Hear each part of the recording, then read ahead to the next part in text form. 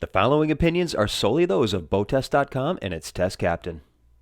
Hi, I'm Steve from BoatTest.com, and today I'm on one of the largest bow riders in class, the Sea Ray 350 SLX.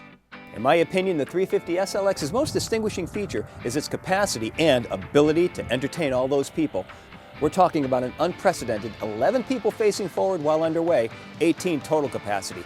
Let's take a look at these seats.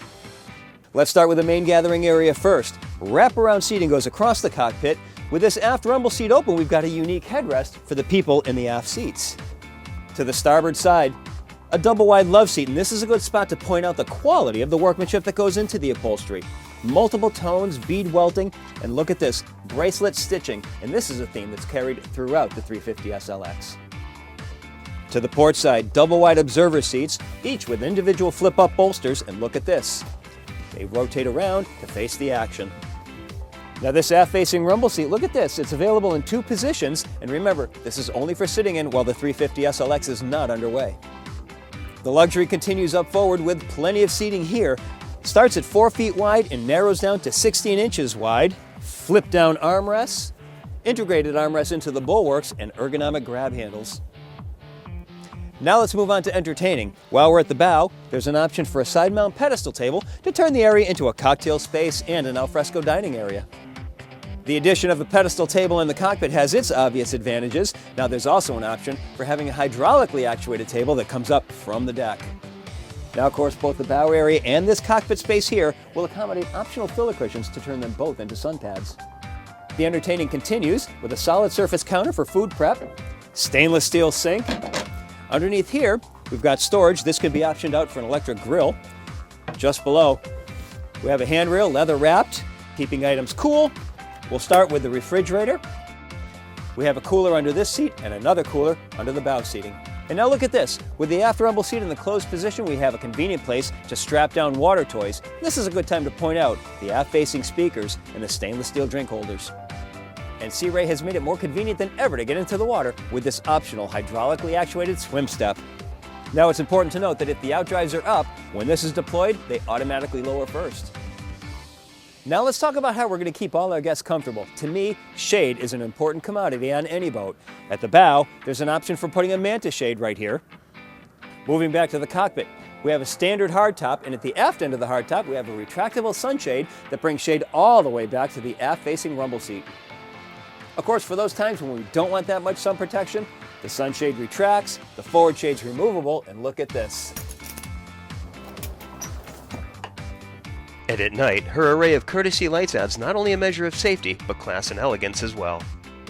Now, if we really wanted to, we could even accommodate overnight guests. The cockpit can be enclosed in isinglass, there's cockpit heat and air available, and take a look at this. The storage underneath the Helm console is so roomy that Sea Ray even offers a conversion to a berth. 54 inches of headroom, narrowing down to 20 inches as we move forward, and right at your feet, 8 inches. Natural light comes from opening port lights and a skylight just above. On the opposite side, Sea Ray has included a Roomy Head as well. Now let's move to operations. We'll start with the daily engine checks made easy by the electric lift hatch at the stern. Sea Ray went with a pair of 300 horsepower 350 mag engines as standard. Options include upgrades to a pair of 380 horsepower 8.2 liter mags, and both can be operated with the optional Axius joystick. Well, clearly we've got enough room for getting in and around these engines, particularly for doing the daily engine checks, so there's no excuse for letting that go by. But more importantly, this entire compartment was made with the Quiet Ride technology. You can easily see the noise-absorbing technology going all around the engine hatch, and look at the front of the bulkheads. Plus, we've got full beam bulkheads. All this is designed to not only deflect the sound energy into the water, but keep it out of the passenger compartment. Underneath the hatch at the foredeck is a quick windlass with a through-the-stem anchor roller. The Helm features a double-wide seat with two flip-up bolsters, so we have a second set of eyes looking forward. Nicely laid out helm that includes a moving map display, but the real action is over to the right of the helm area. Starting at the top, push-button controls for the engine start and stops, the remote control for the spotlight.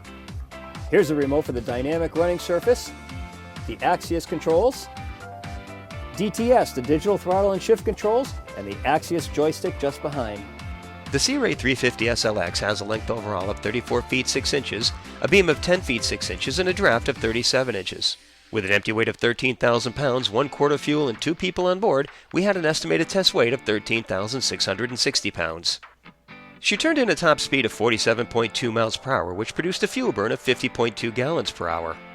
With the power pull back to best cruise, she was running at 27.8 miles per hour, which lowered the fuel burn to a combined 19.5 gallons per hour. That meant she could keep that speed up for nearly 7.5 hours and 205 miles while still holding back a 10% reserve of fuel. We reached planing speed in only 2.9 seconds, accelerated to 20 miles per hour in 4.4 seconds, and continued through 30 miles per hour in 6.2 seconds. Aside from the acceleration, nothing happens quickly in the 350, so she remains comfortable regardless of how heavy-handed her captain may be. Being a boat built around luxury and capacity, that's good news for her guests. We are equipped with the dynamic running surface, so once at cruise speed, the planes kick in to set our cruise attitude, which was nearly level. I found myself overriding the system and bringing the bow up just a little, but that's more of a personal preference. It did a great job of keeping us level, and that's important as most of the 350 seats are on the port side. When accelerating, the bow comes up a minimal 5 degrees, and that also has a lot to do with the dynamic running surface. She has a big boat feel when crossing wakes and remains solid throughout the ride. The SLX series was created to add luxury to the Sea Ray brand. The 350 SLX adds a boatload of entertaining along with the capacity to carry a lot of people. And that's my test and review of the 350 SLX from Sea Ray. For BoatTest.com, I'm Captain Steve. We'll see you on the water.